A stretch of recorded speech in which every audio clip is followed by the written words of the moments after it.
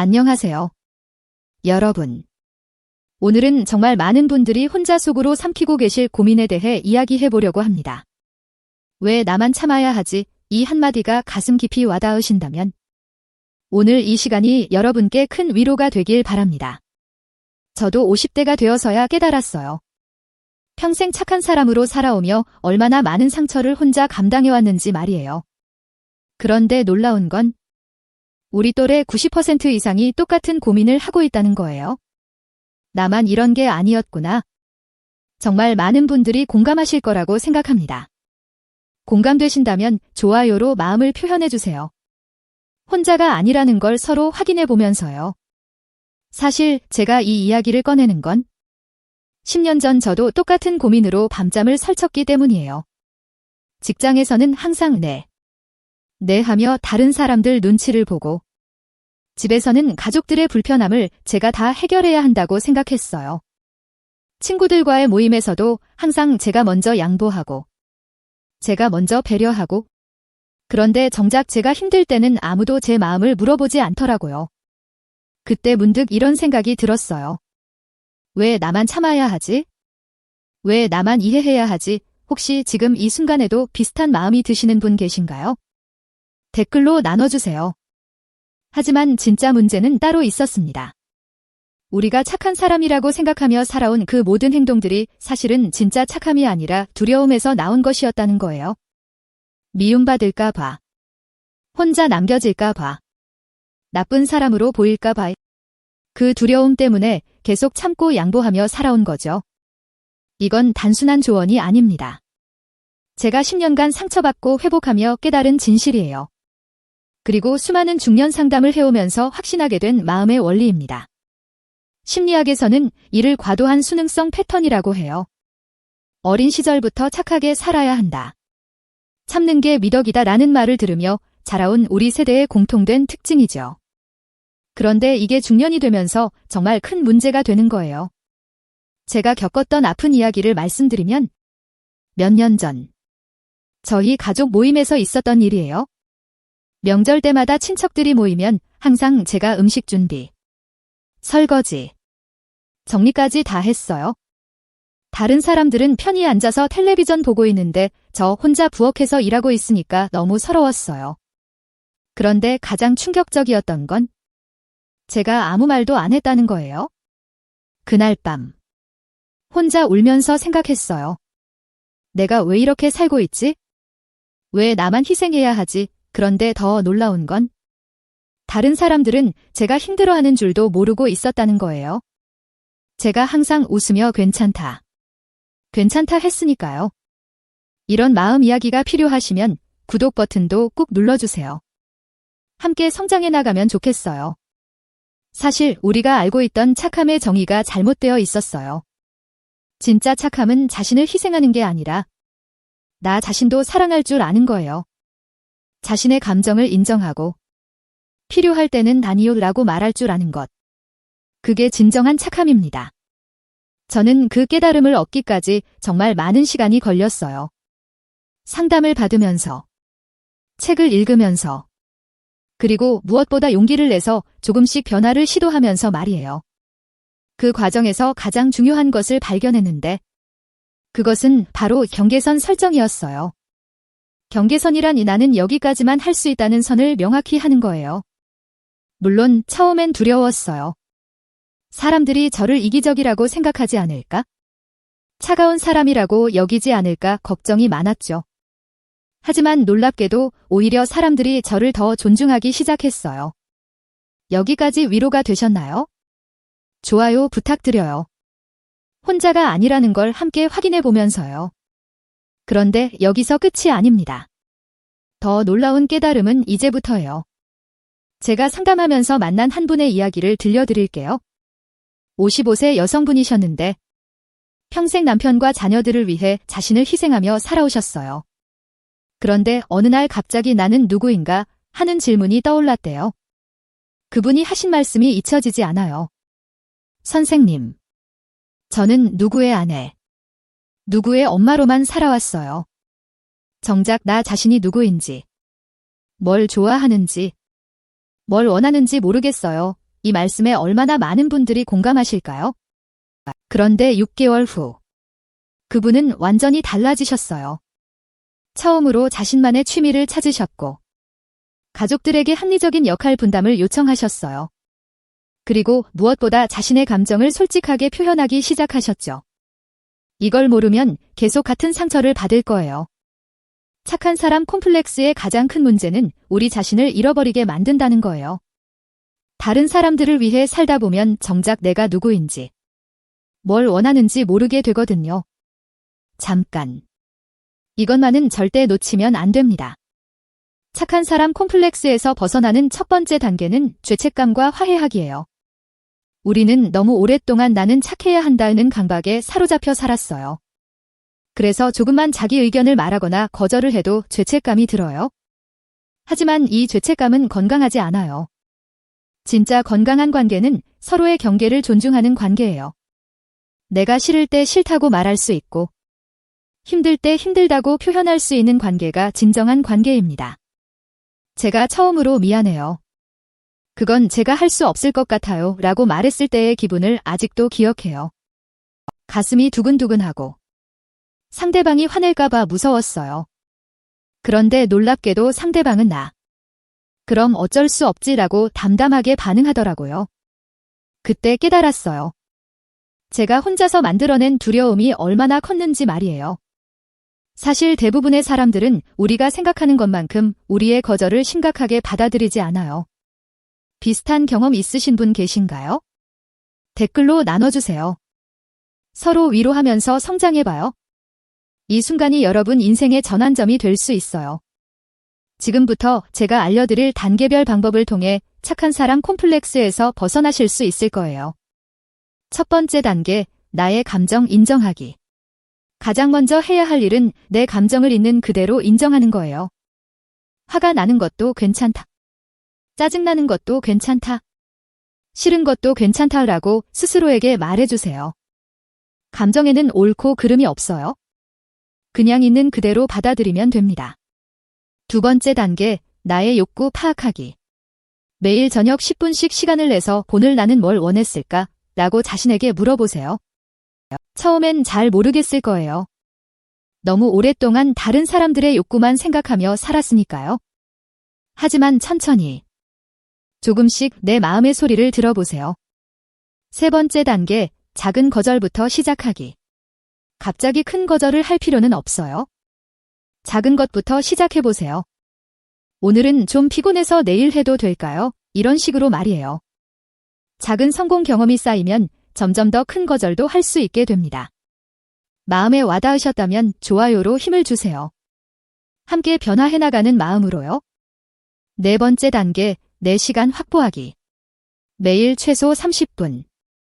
오직 나만을 위한 시간을 만드세요. 이 시간만큼은 다른 사람의 요청을 받지 않고 오로지 내가 하고 싶은 일만 하는 거예요. 책을 읽어도 좋고, 산책을 해도 좋고, 그냥 멍하니 있어도 좋습니다. 다섯 번째 단계, 지지체계 만들기. 혼자서 변화하기는 어려워요. 나를 이해해주는 사람, 내 변화를 응원해주는 사람을 찾아보세요. 가족이 될 수도 있고, 친구가 될 수도 있고, 때로는 상담사가 될 수도 있어요. 중요한 건 혼자가 아니라는 걸 느끼는 거예요. 그런데 이 과정에서 가장 중요한 건 뭘까요? 바로 자기 자신에 대한 자비예요. 실수해도 괜찮고, 가끔 옛날 패턴으로 돌아가도 괜찮아요. 변화는 직선이 아니라 곡선이거든요. 이런 마음 치유가 도움되신다면 구독과 좋아요 부탁드려요. 더 많은 분들과 함께 성장하고 싶어요. 사실 우리가 모르고 있던 진실이 하나 더 있어요.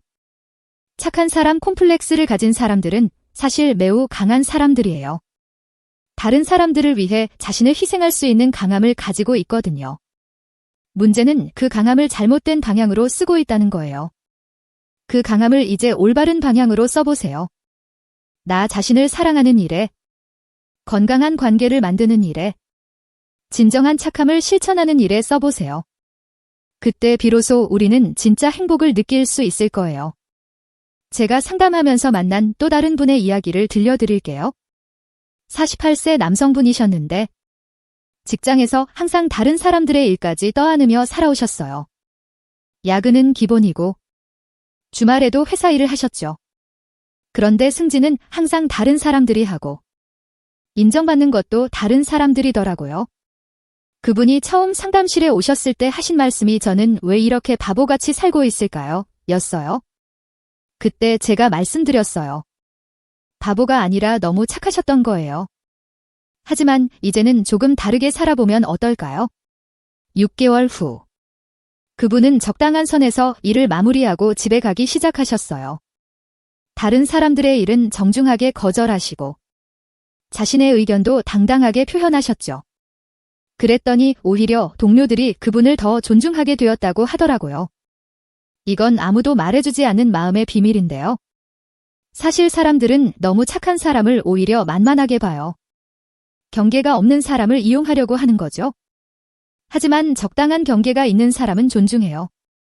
이게 인간 심리의 묘한 부분이에요. 그래서 경계 설정이 이렇게 중요한 거예요. 이건 이기적인 게 아니라 건강한 관계를 위한 필수 조건이에요. 서로의 경계를 존중할 때 진정한 사랑과 우정이 생기는 거거든요. 혹시 실제로 시도해보신 분 계신가요? 변화를 댓글로 남겨주세요. 다른 분들께도 큰 힘이 될 거예요. 가장 중요한 건 바로 이겁니다. 착한 사람 콤플렉스에서 벗어나는 것은 나쁜 사람이 되는 게 아니에요. 오히려 더 성숙하고 건강한 사람이 되는 거예요. 진정한 착함은 자신도 사랑할 줄 아는 거거든요. 6번째 단계, 건강한 소통 방법 익히기. 미안해요. 그건 제가 할 수 없을 것 같아요 라고 말하는 것보다 지금 제 상황으로는 어려울 것 같아요. 대신 이렇게 해보면 어떨까요? 라고 대안을 제시하는 방법을 배워보세요. 이렇게 하면 거절하면서도 상대방을 배려할 수 있어요. 7번째 단계, 나의 가치 정립하기. 내가 정말 소중히 여기는 가치가 뭔지 생각해보세요. 가족, 건강, 성장, 평화. 이런 가치들을 명확히 하고 나면 어떤 선택을 해야 할지 더 쉽게 결정할 수 있어요. 내 가치에 맞지 않는 요청은 당당히 거절할 수 있게 됩니다. 8번째 단계, 점진적 변화 유지하기. 너무 급격한 변화는 오히려 역효과를 낼 수 있어요. 천천히, 조금씩 변화해 나가세요. 한 달에 하나씩 새로운 경계를 설정해보고 그것이 자리 잡으면 다음 단계로 넘어가는 거예요. 이 순서만 따라하면 됩니다. 하지만 한 가지 주의할 점이 있어요. 주변 사람들은 처음엔 여러분의 변화에 당황할 수 있어요. 지금까지 항상 양보하고 참아왔던 사람이 갑자기 자기 의견을 말하기 시작하니까요. 하지만 걱정하지 마세요. 진짜 여러분을 사랑하는 사람들은 시간이 지나면 여러분의 변화를 이해하고 받아들일 거예요. 오히려 더 건강한 관계가 될 수 있어요. 절대 이것만은 하지 마세요. 갑자기 모든 걸 다 바꾸려고 하거나 주변 사람들과 대립하려고 하지 마세요. 변화는 서서히, 지혜롭게 해나가는 거예요. 또 한 가지 주의할 점은 죄책감에 사로잡히지 않는 거예요. 내가 이기적인 건 아닐까? 내가 나쁜 사람이 되는 건 아닐까? 이런 생각이 들 때마다 스스로에게 말해주세요. 나도 행복할 권리가 있다고요. 꾸준히 성장하시려면 구독해서 함께해요.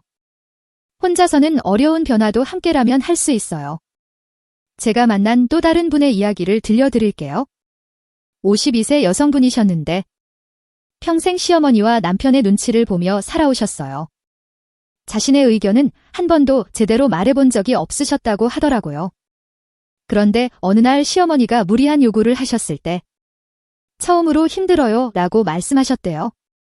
처음엔 가족들이 깜짝 놀라며 왜 갑자기 이래 하셨지만 시간이 지나면서 오히려 그분의 의견을 더 존중하게 되었다고 해요. 그분이 하신 말씀이 진작 이렇게 할 걸 그랬어요. 왜 혼자서만 참고 살았나 싶어요 였어요. 이런 변화를 경험하신 분들의 공통점이 있어요. 처음엔 두렵고 어색하지만 시간이 지나면서 자신감이 생기고 관계도 더 건강해진다는 거예요. 그리고 무엇보다 자신을 더 사랑하게 돼요. 궁금한 마음이 있으시면 댓글로 물어보세요.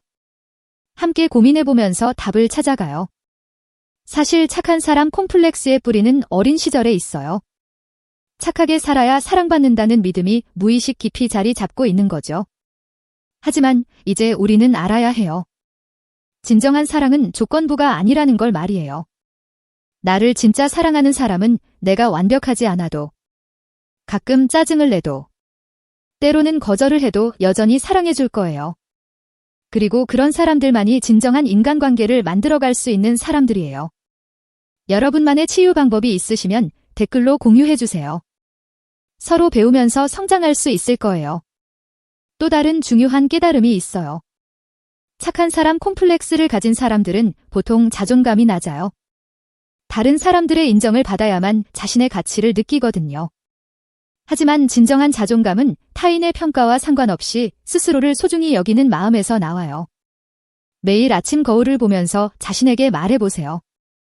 나는 소중한 사람이다. 나는 사랑받을 자격이 있다. 나는 행복할 권리가 있다. 처음엔 어색하고 거짓말 같을 수 있지만 계속하다 보면 정말 그렇게 느껴지게 될 거예요. 이 방법 적용해 보신 후 느낌을 댓글로 알려주세요. 작은 변화도 큰 의미가 있거든요. 마지막으로 꼭 전하고 싶은 말씀이 있어요. 착한 사람 콤플렉스에서 벗어나는 것은 하루아침에 되는 일이 아니에요. 때로는 실수하고, 때로는 예전 패턴으로 돌아갈 수도 있어요. 하지만 그럴 때마다 자신을 책망하지 마세요. 대신 괜찮다. 천천히 해보자 라고 스스로를 격려해주세요. 변화는 과정이지 결과가 아니에요. 완벽하지 않아도 괜찮고, 느려도 괜찮아요. 중요한 건 포기하지 않는 거예요. 오늘 하루도 자신을 사랑하며 살아가세요. 구독자 여러분과 함께 성장할 수 있어서 감사해요. 앞으로도 더 많은 마음치유 이야기들을 나누며 함께 성장해 나가요. 이거 하나만 기억하셔도 충분합니다. 당신은 참을 만큼 참았어요. 이제는 당신 자신을 사랑할 차례예요. 당신도 행복할 권리가 있어요. 당신도 존중받을 자격이 있어요. 이 사실을 절대 잊지 마세요. 비슷한 고민 있으신 분들, 댓글로 서로 위로해요. 혼자가 아니라는 걸 함께 확인하면서 말이에요. 다음에 다뤘으면 하는 마음 주제가 있으시면 댓글로 요청해주세요. 여러분의 마음이 더 건강해지고 행복해지는 그날까지 함께 걸어가겠습니다. 여러분 모두 행복하세요. 그리고 기억하세요. 당신은 충분히 소중한 사람입니다.